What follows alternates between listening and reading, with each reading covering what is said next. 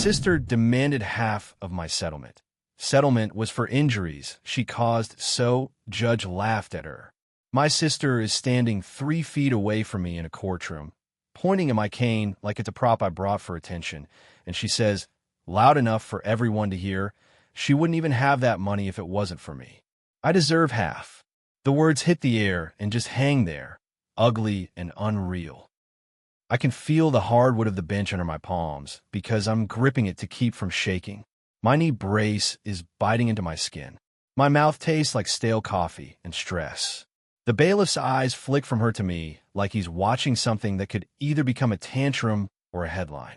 I look at my lawyer, Dana, because surely this is where she tells me I misheard, that my sister isn't actually doing this, that this is some procedural misunderstanding. Dana doesn't move. She just breathes in through her nose, slow, like she's trying to keep her face neutral in front of a judge who has seen everything and is currently seeing my sister invent something new. My sister, Liana, leans forward as if the whole courtroom is her living room and she's winning an argument at dinner. It's only fair, she says, voice dripping with that fake calm she uses when she knows she's lying but wants to look reasonable. I'm family. We share things. She's always acted like she's better than me, but I'm not letting her cut me out when I'm the one who... She stops because Dana stands up so fast her chair legs scrape the floor, and the sound is sharp enough that Liana flinches. My heart is pounding so hard it makes my ribs ache. I can feel heat crawling up my neck. I keep thinking, don't cry. Don't give her the satisfaction. Don't react. But my hands won't stop trembling, and I hate that even now, even with a judge in front of us, she can make me feel like I'm 12 again. It was a Tuesday night last spring when my life split into before and after, and it started with something stupidly normal. Liana texted me, need a lift. Don't be annoying about it. Mom followed it up with, please help your sister, she's upset. That was always the way. Liana threw chaos into the room, and Mom asked me to tidy it up so nobody had to look at the mess. I just gotten home from work, still in my shoes, still mentally sorting through emails, and I remember standing in my kitchen staring at my phone like it was a small animal that might bite. Noah, my partner, asked, do you have to? I said, it'll be quick, because that's what I always said. Quick, temporary, just this once. Liana was 29 and couldn't keep a car for longer than a year without wrecking it emotionally or physically. She'd had 2 repossessions, one accidental fender bender she still claimed wasn't her fault, and a habit of calling people controlling whenever they asked her to be careful. She also had this way of turning every favor into an obligation you owed her forever. If she bought you lunch once, she'd bring it up for months. If you didn't drop everything for her, you were selfish. Mom bought into it, because Mom was terrified of Liana's anger in the way only a parent can be terrified of their own child. Like if you upset them, you'll lose them.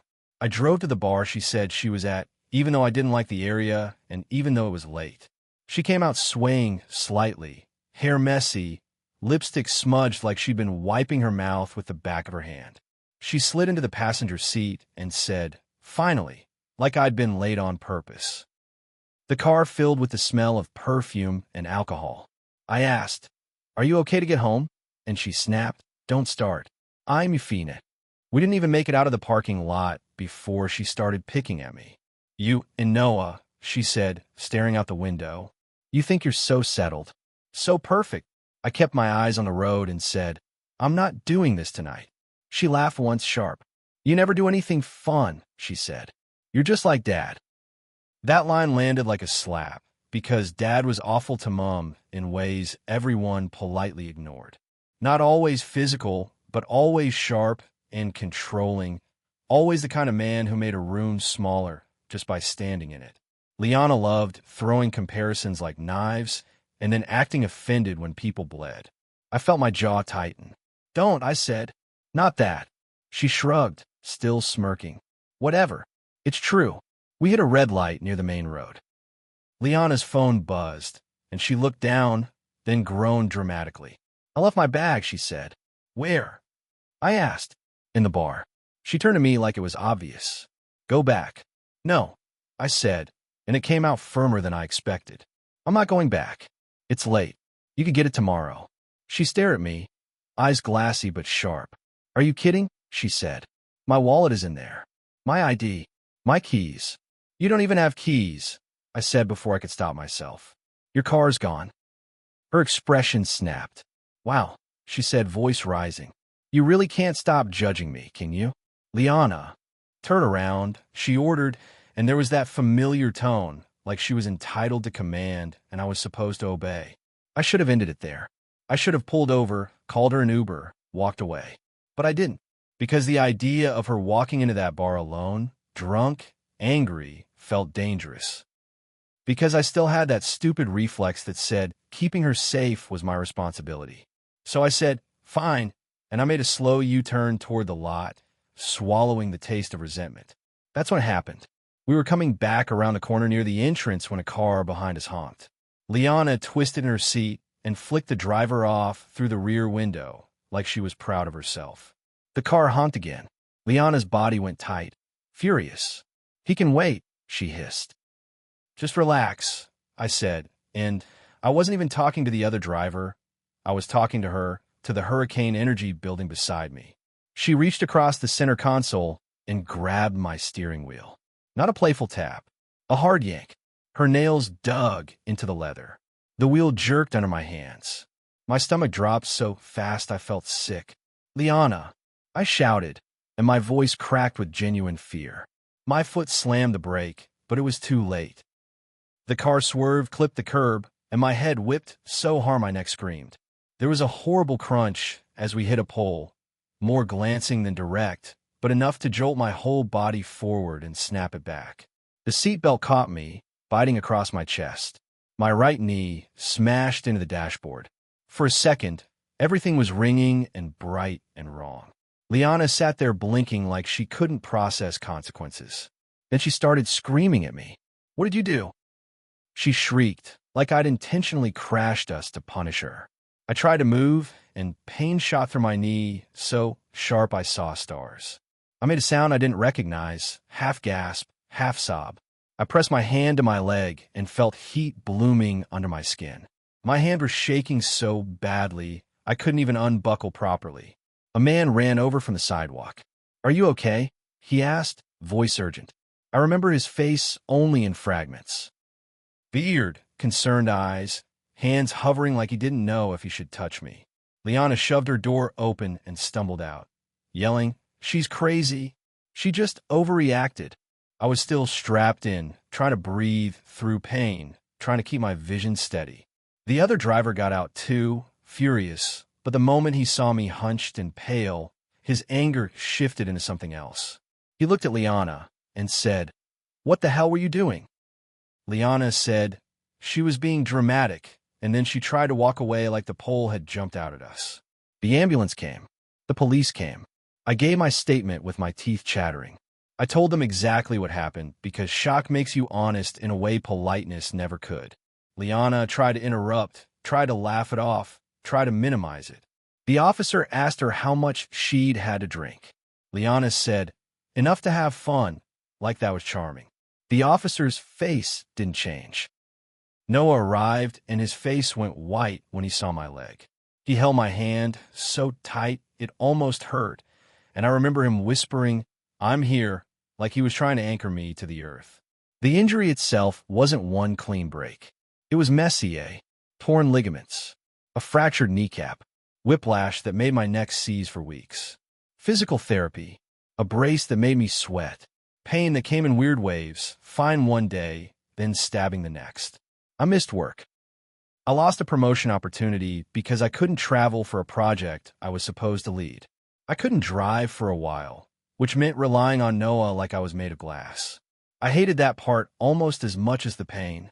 I'd always been independent.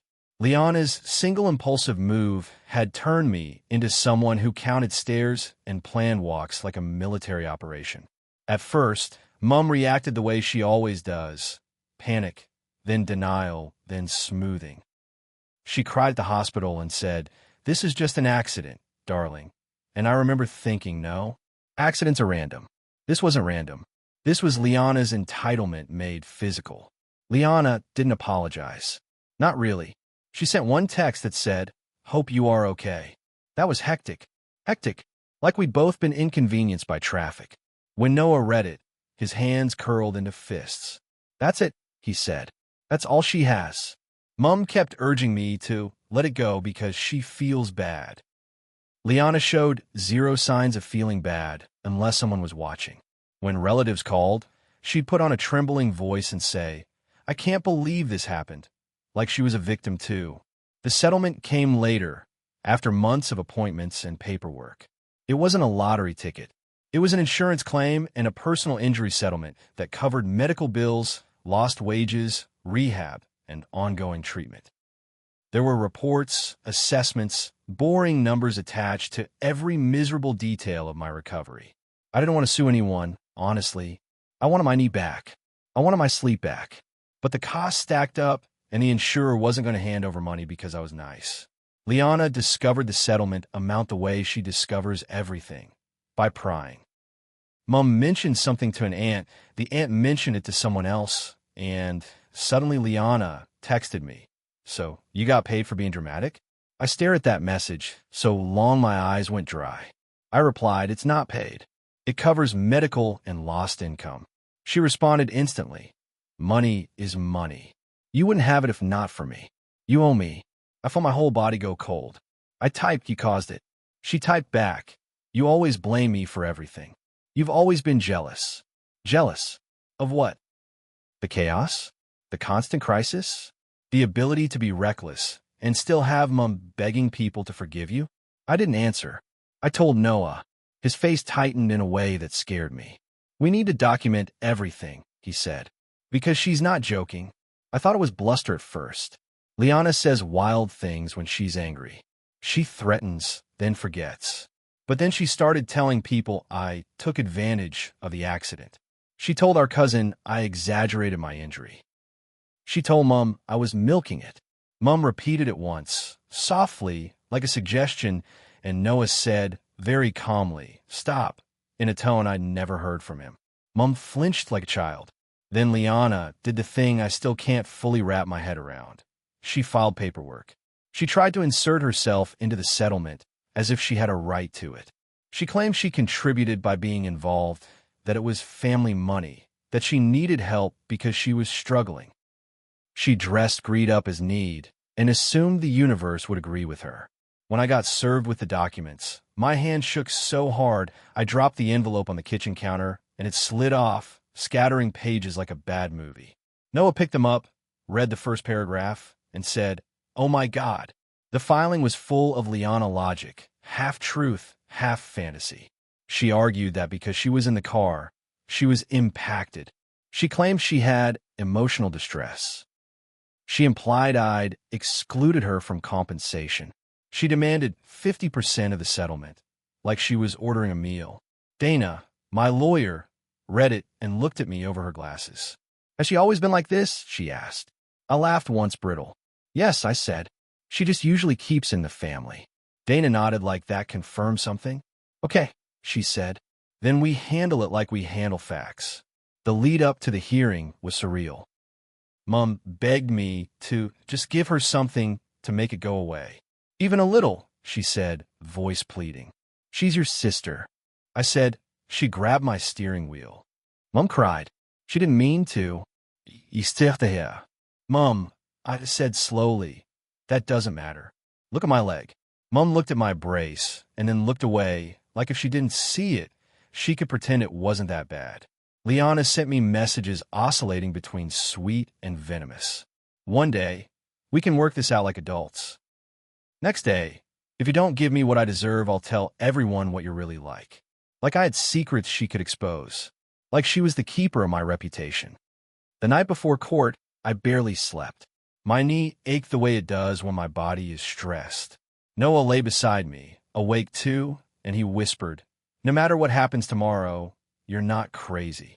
I nodded into the dark, throat tight, because part of me still felt like I was doing something wrong by not placating her. That's what growing up with someone like Liana does.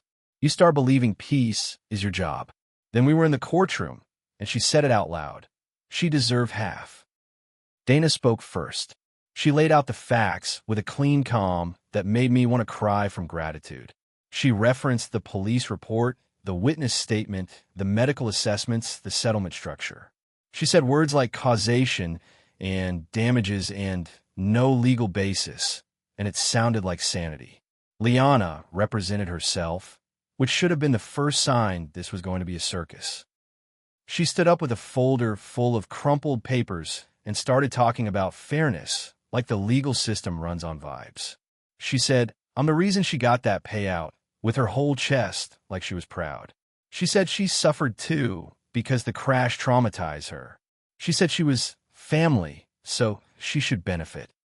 At one point, she actually said she would have been fine if she just listened to me, and I felt my fingers dig into the bench because the urge to stand up and scream was so strong I could taste it. The judge listened for a while with a face like stone. When Liana finished, she folded her arms and looked at me like she just delivered a winning argument. The judge glanced down at the papers, then back up at Liana. There was a pause long enough that I could hear the faint hum of the air conditioning. Then the judge made a small sound, an actual brief, incredulous chuckle, like something escaped before she could stop it. It wasn't cruel laughter. It was the sound of a professional person encountering something so absurd it momentarily breaks the script. Liana smiled, misreading it completely, like she'd charmed a room. The judge's expression hardened immediately. "MS. Hart," she said, voice firm, "this is not a comedy club. Do you understand what you're asking for?" Liana blinked. "I'm asking for what's fair." The judge leaned forward slightly. "You are asking for half of a settlement intended to compensate the injured party for medical costs, lost wages, and ongoing treatment arising from an incident in which you were alleged to have contributed to the causation of the injury." Liana's chin lifted. "I didn't cause it." Dana didn't even look at her. She just slid a document forward. The judge tapped the paper. "There is a police statement indicating you grabbed the steering wheel," she said. "There is witness testimony." She paused. "There is also a record of your own messages referring to the money as something you deserve because you're the reason she received it. Do you hear yourself?" Liana's cheeks flushed. "That's taken out of context." The judge's tone sharpened. "Context does not create entitlement," she said. "You have no legal claim to these funds. None. Your filing is frivolous." Liana's mouth opened. And the judge continued, "The idea that you should profit from injuries you help cause is—" She stopped, and the smallest flicker of disbelief crossed her face again. "It is not how this works." Liana's eyes darted to me, furious now, like I'd personally instructed the judge to humiliate her. "She's lying," she snapped. "She's always been manipulative." I felt my stomach drop because that was Liana's last weapon, character assassination. If she couldn't win with facts, she'd poison the room with accusations. The judge held up a hand. "Enough," she said, and the single word carried more authority than any of Mum's years of pleading ever had. "This matter is dismissed. Ms. Hart, you're warned that continuing to pursue baseless claims may result in costs orders against you." Liana's face went blank, then twisted. "So, she just gets to keep it?" She hissed. "Yes," the judge said flat, "because it is hers. This court is not here to redistribute compensation based on family disputes." Liana let out a sound, half laugh, half choke, and her eyes filled with tears that looked less like sadness and more like rage that she wasn't getting her way. She turned toward me and said loud, "You're disgusting." I sat there with my hands still shaking, but something in me felt oddly steady. I looked at her and said nothing because for once the room wasn't built around managing her emotions. For once, someone with power saw her clearly and wasn't impressed. Outside the courtroom, Mum called me immediately. I let it go to voicemail. Noah squeezed my shoulder and asked if I wanted to go home or get coffee or just sit in the car and stare at the dashboard. I said car because my body felt like it was made of static. In the parking lot, my phone buzzed with messages from family members who'd already heard, because Liana, of course, started calling people before she even left the building. My aunt texted, "You didn't have to embarrass her." My cousin texted, "Are you okay?" Mum texted, "Please call me. She's hysterical."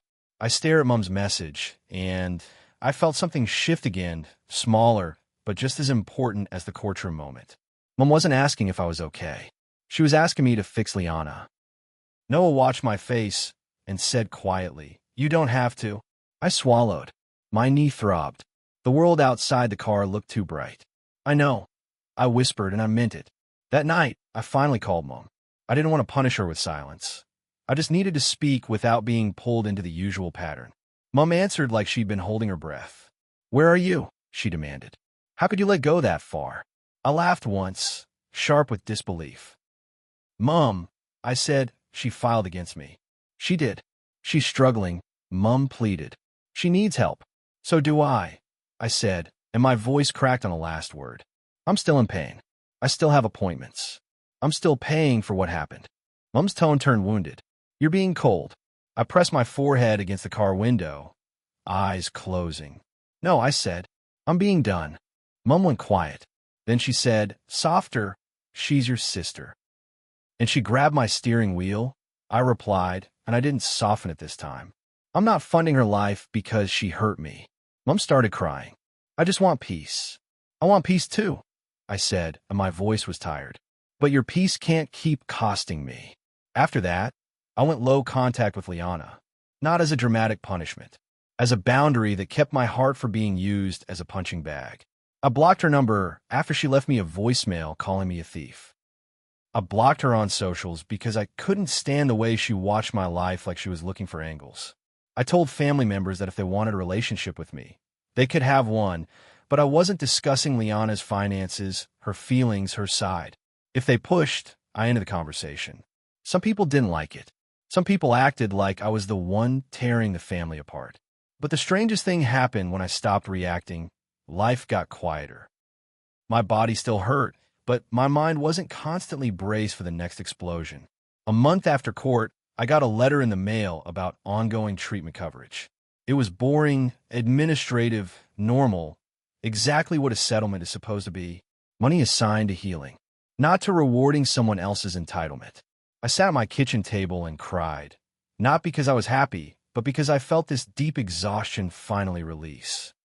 Like my nervous system had been waiting for official confirmation that I wasn't wrong for protecting myself. Liana, from what I hear, tells anyone who will listen that I stole from her. She says the judge was biased. She says I manipulated the system. She changes the story depending on who's listening, like she always has. But now, when someone brings it to me, I don't scramble to correct it. I don't chase my own name around like a dog chasing its tail. I just say the court dismissed it, and I let that be the end. Sometimes late at night, I still replay the moment her hand grabbed the steering wheel. The sudden loss of control, the impact, the way my body has never fully trusted movement the same way since. And I still get angry, not just at Liana, but at myself for the years I spent making excuses for her. But then I remember the judge's face, the brief, incredulous chuckle followed by that firm, clean line of reality. And I hold on to what it represented, someone finally refusing to bend the world around her. Liana demanded half of my settlement like it was a birthday present. Like pain is a prize you can split if you argue loudly enough. The judge didn't just say no. The judge made it clear, in front of witnesses, in front of paperwork and truth, that entitlement isn't a claim and family isn't a legal loophole. And I walked out of that courtroom with my cane in one hand and my dignity in the other, realizing something I wish I'd learned earlier. You don't owe people access to you just because they share your blood, especially when they're the reason you're limping.